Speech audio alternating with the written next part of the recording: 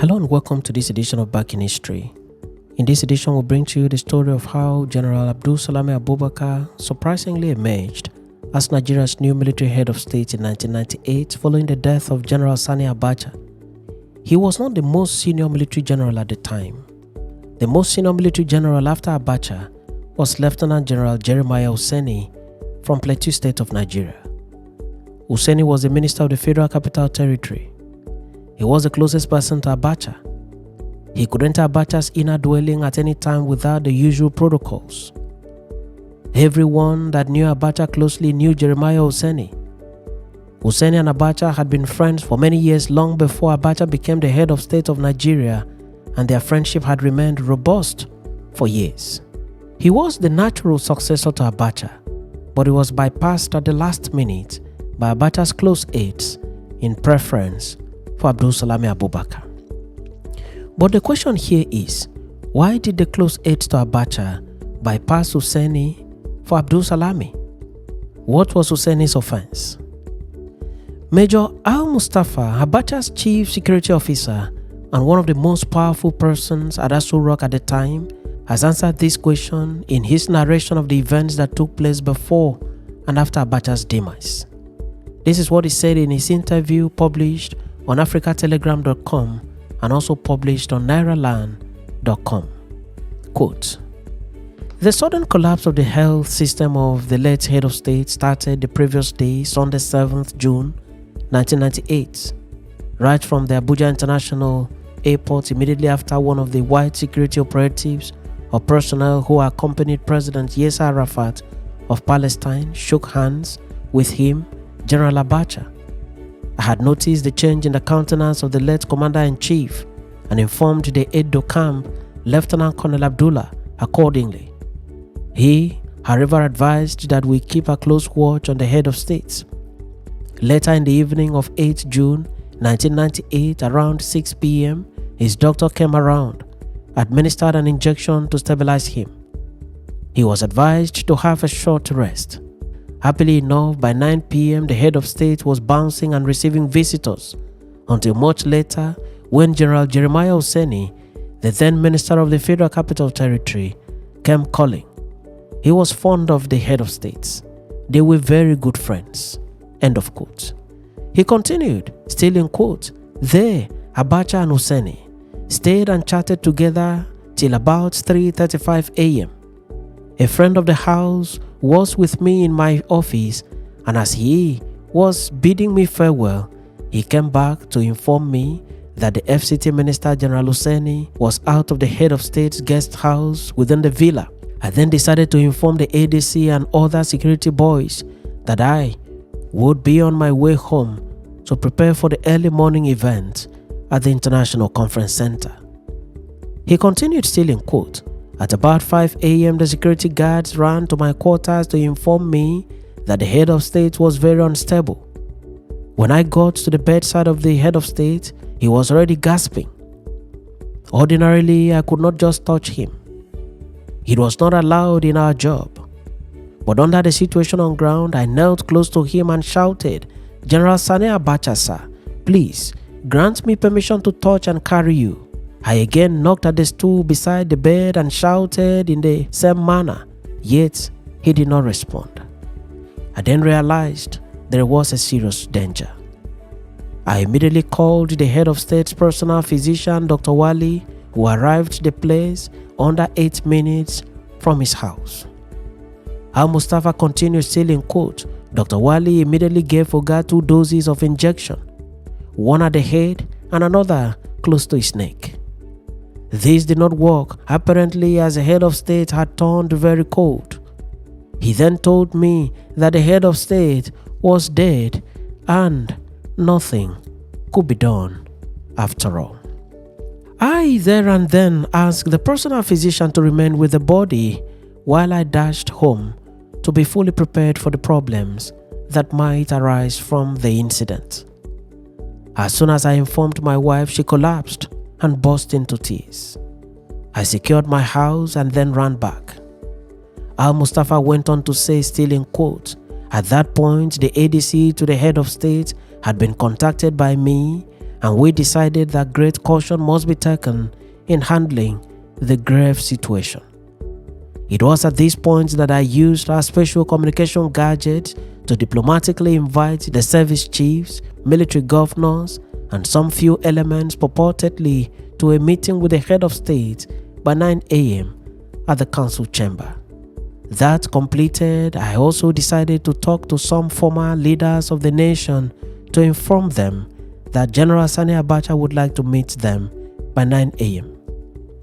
The situation became charged, however, when one of the service chiefs, Lieutenant General Ishaya Rizibameyi, who pretended to be with us, suggested that he be made the new head of state after we had quietly informed him of the death of General Sani Abacha. He continued still in quote, "When I sensed that we would be contending with far more delicate issues than the one on ground, I talked to Generals Buba Marwa and Ibrahim Sabo, who both promptly advised us, the junior officers, against any bloodshed. They advised that we contact General Ibrahim Badamasi Babangida, former military president, who equally advised against any bloodshed, but that we should support the most senior officer in the Provisional Ruling Council, PRC, to be the new head of state." Al-Mustafa went on to say, still in quote, "Since the words of our elders are words of wisdom, we agreed to support General Jeremiah Useni. Along the line, General Bameyi lampooned me saying, 'Can't you put 2 and 2 together to be 4? Has it not occurred to you that General Useni, who was the last man with the head of state, might have poisoned him, knowing fully well that he was the most senior officer in the Provisional Ruling Council?' Naturally, I became furious with General Useni. A decision was then taken to storm General Useni's house with almost a battalion of soldiers to effect his arrest. Again, some heads of security units and agencies, including my wife, advised against the move." End of quote. He went on to say, still in quote, "The next most senior person and officer in government was General Abdulsalami Abubakar, who was then the Chief of Defense Staff. We rejected the other service chief whom we believed was too ambitious and destructive. We settled for General Abubakar, and about 6 of us called him inside a room in the head of state's residence to break the news of the death of General Sani Abacha to him.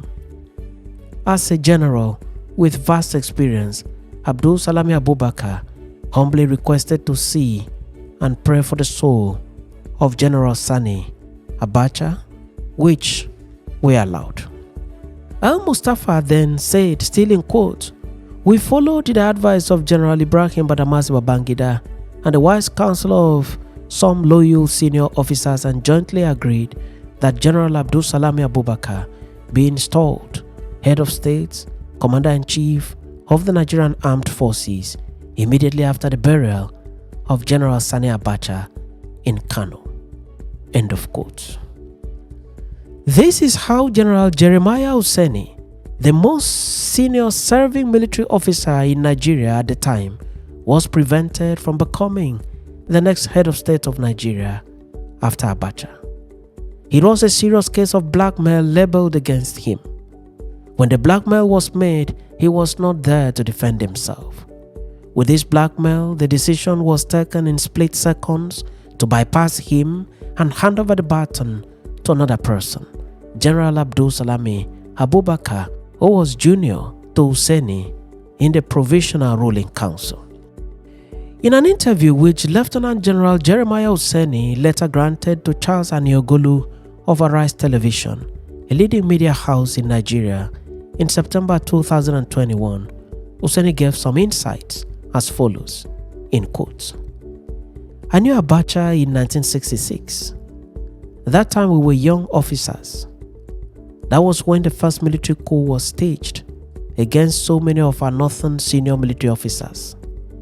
One of our most efficient military officer and commander of the brigade in Ibadan, Brigadier Mai Malari, was killed in Lagos.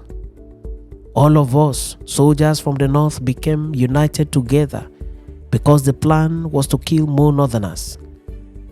I from then became friends with Abacha, and our friendship remained strong for many years till he became the head of state of Nigeria.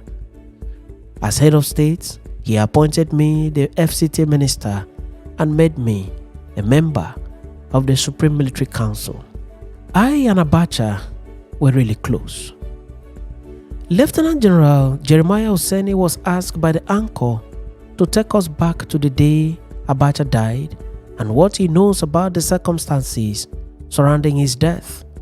Useni responded as follows in quotes: "Abacha was a very good friend. I spent most of my evenings with him. Honestly, it was about 10 o'clock in the morning when I was in the office when they rang me from the villa that there was a meeting going on, that I was being expected. I told the caller to just tell me that there was a meeting, but not to tell me that I was being expected, when I was never informed earlier that a meeting will hold, and you are trying to say that I am late. No." I said, "Okay, I will come." I left my office and headed straight to the villa. I went, and you know what? There is a gate going to Abacha's residence. So I sought to pass through the gate and go to the residence. I was stopped by a guard on duty at the gate. "Where are you going?" I said, "I got a message that there is a meeting going on at Abacha's house and that I am needed at the meeting." The guard said, "Yes, there is a meeting, but not at the residence, but in the office. So you cannot go in. Go to the office."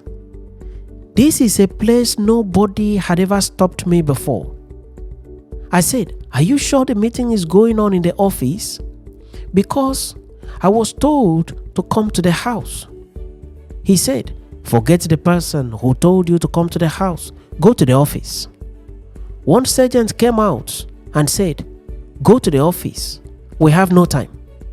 So one sergeant who knows me very well also came out and cocked his rifle. He said, "Touch him. I touch you. Abacha is not in the office. Abacha is not in the office." I said, "You see, which one do you want me to take? You shoot me and somebody will also shoot you." The sergeant added, "Abacha is not in the office. Abacha is dead.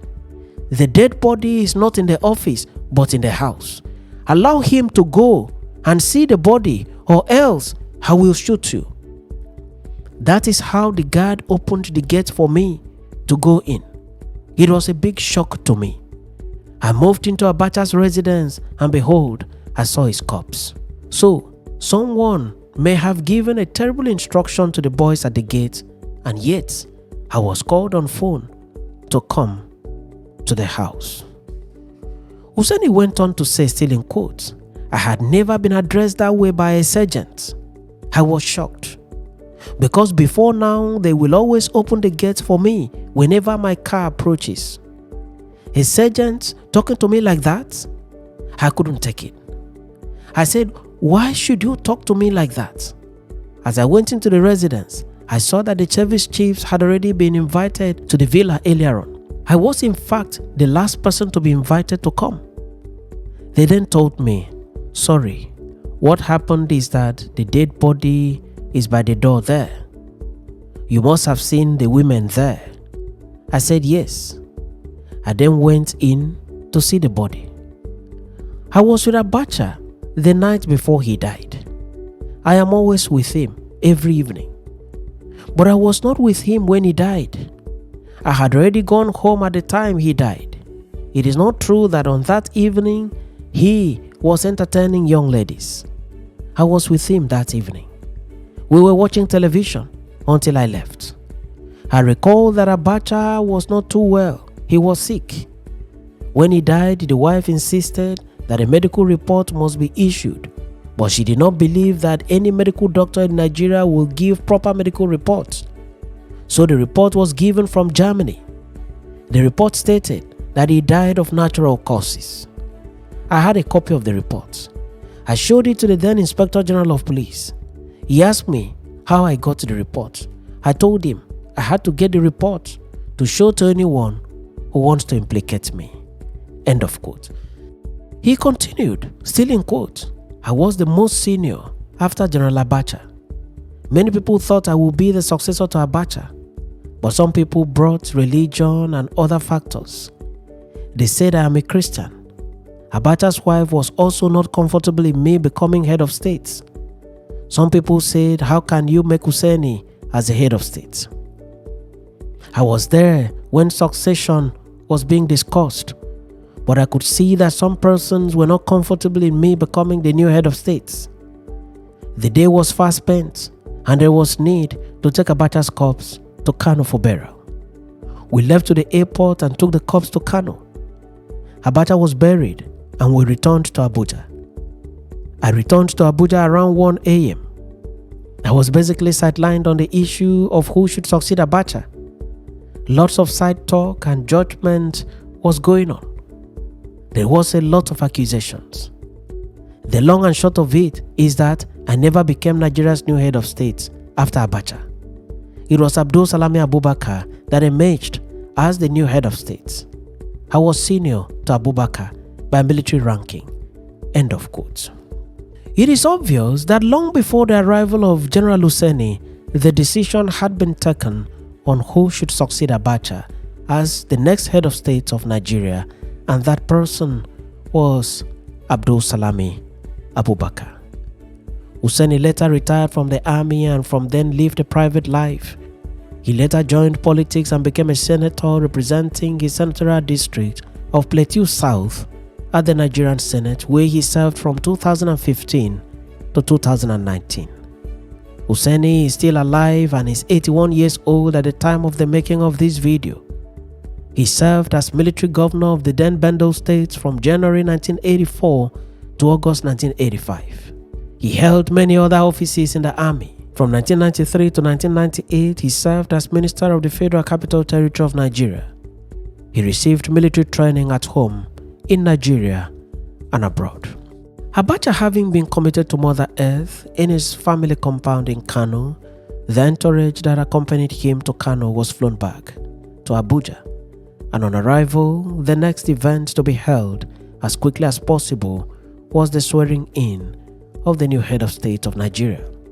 In his book, Inside Aso Rock, Oji Ogbonnaya Oji, Radio Nigeria's State House correspondent at the time, captures the moment of succession as follows at page 147 of the book, quote, "As the burial ended at about 10:05 p.m., we hurriedly left for Abuja.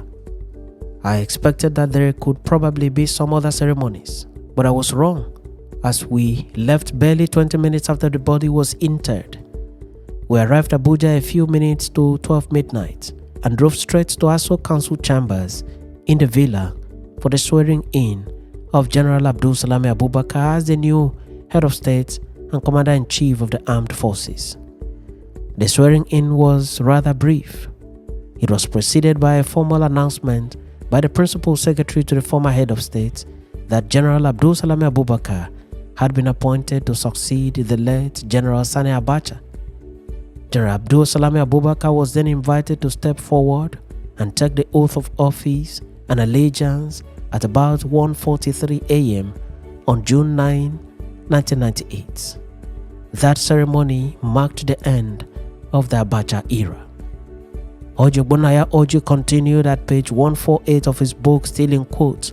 After the oath-taking, General Abdulsalami Abubakar signed the register to herald the beginning of a new era.